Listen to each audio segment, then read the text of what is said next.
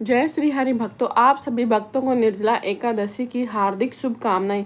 भक्तों, आज हम निर्जला एकादशी के व्रत की कथा सुनने जा रहे हैं। यह एक ऐसी दिव्य कथा है जो स्वयं महाभारत काल से जुड़ी हुई है, जिसमें व्रत, तप और धर्म की अद्भुत शक्ति का वर्णन मिलता है। यह कथा है महाबली भीमसेन की, जिसे निर्जला एकादशी के व्रत का जन्म हुआ था। तो चलिए बिना देरी किए हुए कथा की शुरुआत करते हैं। बहुत प्राचीन समय की बात है। धरती पर धर्म अधर्म नीति बल का संग्राम चल रहा था। उसी समय हस्तिनापुर में पांडवों का जीवन बड़ी ही कठिनाइयों से गुजर रहा था।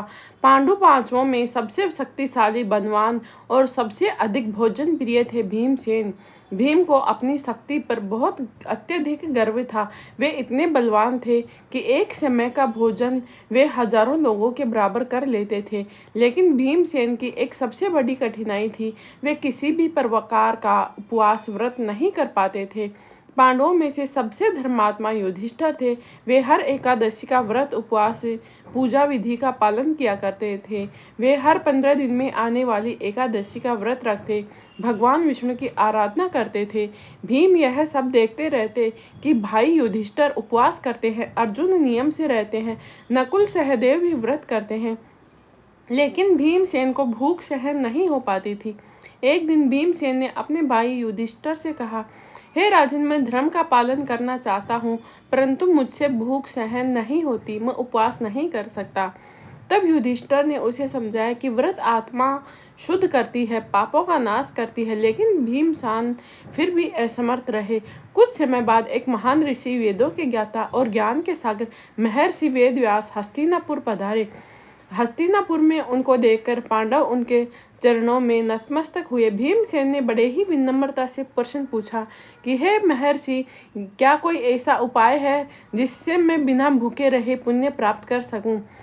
भीम ने कहा कि मुनिवर, मैं अत्यंत बलवान हूँ, परंतु भूख मेरे बस के नहीं है, मैं उपवास नहीं कर सकता। कृपया करके कोई ऐसा सरल व्रत बताइए जिसे मैं कर भी सकूं और पूरे लाभ और धर्म भी मिल जाए। यह सुनकर महर्षि वेदव्यास मुस्कुराए। उन्होंने कहा कि हे भीम, तुम्हारे लिए भी यह एक अत्यंत ही पुण्यदायी व्रत है, जिसको करने से सभी पाप नष्ट होते हैं और स्वर्ग की प्राप्ति होती है।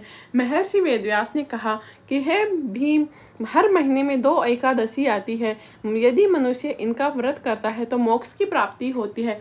लेकिन भीम चिंतित हो गए। उन्होंने कहा कि हे मुनिवर, मैं तो एक समय भी बिना भोजन के नहीं रह सकता, तो यह उपवास कैसे करूंगा? भीमसेन की चिंता देखकर वेदव्यास जी ने एक विशेष उपाय बताया और ऋषि ने कहा, हे कुंती पुत्र भीम, यदि तुम सभी एकादशियों का व्रत नहीं कर सकते तो केवल एक एकादशी ऐसी है जिसे करने से पूरे वर्ष की सभी एकादशियों का फल प्राप्त हो जाता है।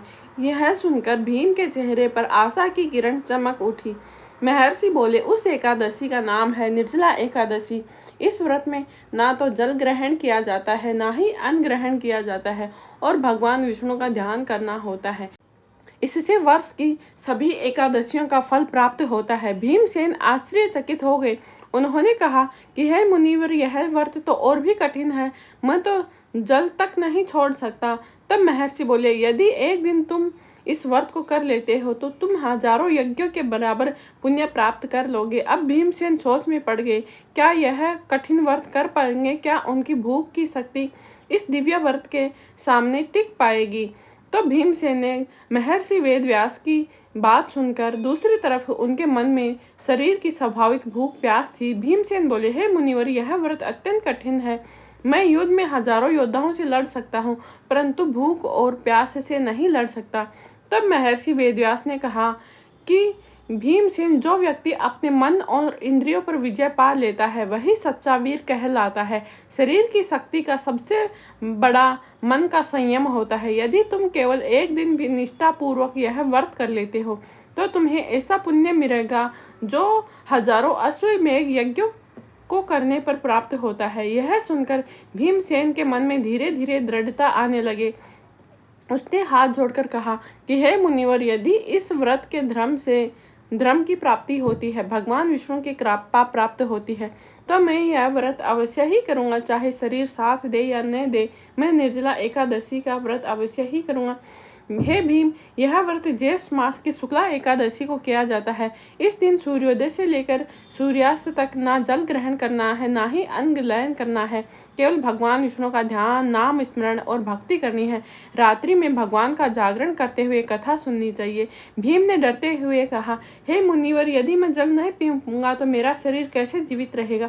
तो वेदव्यासी मुस्कुराए और बोले, हे भीम, यह व्रत साधारण व्रत नहीं है, यह आत्मशुद्धि का दिव्य मार्ग है। जो इस दिन संयम रखता है उसे भगवान स्वयं शक्ति प्रदान करते हैं। जब भीम ने यह निर्णय लिया तो यह बात चारों ओर पांडवों में फैल गई। धर्मराज युधिष्ठिर बहुत प्रसन्न हुए। उन्होंने कहा, हे भीम, यदि तुम यह व्रत करते हो तो यह पूरे कुल के लिए कल्याणकारी होगा। अन्य भाई भी आश्चर्यचकित थे कि भीम जैसा बलवान व्यक्ति ऐसा कठिन व्रत कैसे करेगा।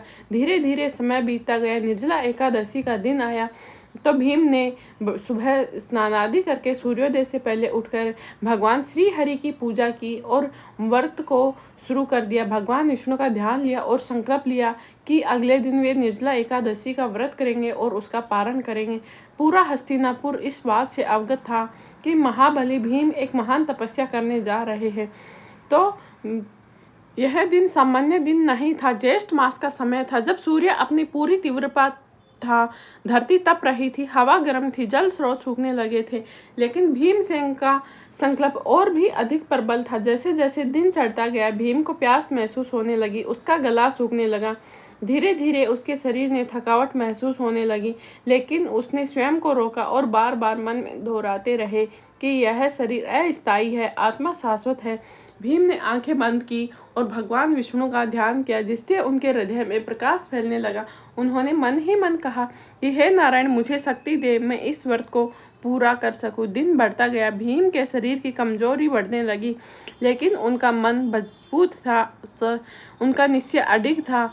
यह अद्भुत युद्ध था। शरीर कह रहा था जल पी लो और मन कह रहा था कि धर्म को मत छोड़ो, और भीम दोनों के बीच संतुलन बना रहे थे। दोपहर का समय सबसे कठिन था। सूर्य आग बरस रहा था, धरती तप रही थी। भीम के शरीर में जल की कमी स्पष्ट दिखाई दे रही थी, फिर भी उन्होंने जल की ओर देखा नहीं। शिविर में पांडव चिंतित थे। धर्मराज युधिष्ठिर सोच रहे थे कि क्या भीम यह व्रत पूरा कर पाएंगे, लेकिन भीतर ही भीतर उन्हें विश्वास था कि भीमराज अवश्य ही सफल होंगे। भीम पूरी तरह अपने मन को स्थिर कर चुके थे। वे बोले, यदि मैं कभी युद्ध में नहीं झुका तो इस व्रत में भी नहीं झुकूंगा। अब उनकी आंखों में भय नहीं, केवल भक्ति थी। जैसे जैसे दिन आगे बढ़ा, अद्भुत घटना घटी। भीम को लगा कि उसके शरीर में अदृश्य शक्ति प्रवेश कर रही है। उसका मन शांत होने लगा, शरीर की पीड़ा कम महसूस होने लगी। यह संकेत था कि भगवान विष्णु की कृपा प्राप्त हो चुकी है। इस प्रकार भीम ने निर्जला एकादशी का व्रत किया और शाम को समय निर्जला एकादशी का व्रत करते हुए भगवान श्री हरि का, नारायण का कीर्तन किया, उनका भजन किया और व्रत का पारण किया विधि पूर्वक। और भीमसेन ने विनम्र होकर कहा, हे मुनिवर, यह सब मेरी शक्ति नहीं, भगवान की कृपा है। मैं तो केवल एक माध्यम हूँ। अब भीम के बीच अहंकार नहीं, केवल भक्ति थी। वेद व्यासी ने कहा, इसीलिए यह व्रत अत्यंत ही श्रेष्ठ है, क्योंकि इसमें सभी बंधनों का त्याग किया जाता है। जो भी व्यक्ति इस दिन जल का त्याग करता है, भगवान का स्मरण करता है, वह सभी तीर्थों के समान पुण्य प्राप्त करता है। भीम वापस शिविर में लौटे तो पांडव बहुत ही प्रसन्न थे।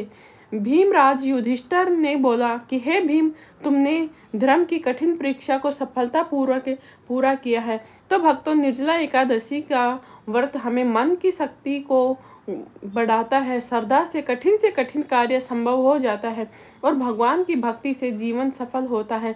जो भी भक्त निर्जला एकादशी का व्रत श्रद्धा और नियम के साथ करता है, उसके जीवन के पाप नष्ट होते हैं, पुण्य और शांति मिलती है और भगवान विष्णु की कृपा सदैव बनी रहती है। इस प्रकार महाबली भीमसेन ने एक संकल्प से निर्जला एकादशी का व्रत पूरा किया और इसी तरह यह कथा पूरी होती है। हरि स्मरण से बड़ा कोई तप नहीं और धर्म से बड़ा कोई मार्ग नहीं। भक्तों, जो भी भक्त निर्जला एकादशी का यह व्रत करता है, भगवान श्री हरि उसके जीवन के सभी दुख दर्द दूर करके अंतिम समय में अपने चरणों में उन्हें स्थान देते हैं। तो सभी भक्त प्रेम से बोले, ओम नमो भगवते वासुदेवाय नमः।